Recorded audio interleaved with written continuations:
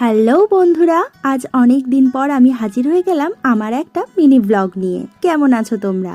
আজ দোল পূর্ণিমার অনেক শুভেচ্ছা তোমাদেরকে। আজ সকাল সকালই ঘুম থেকে উঠে মা গোপালকে আবির মাখিয়ে দিয়েছে। আবির মাখিয়ে তারপর দোলে বসিয়ে দিয়েছে।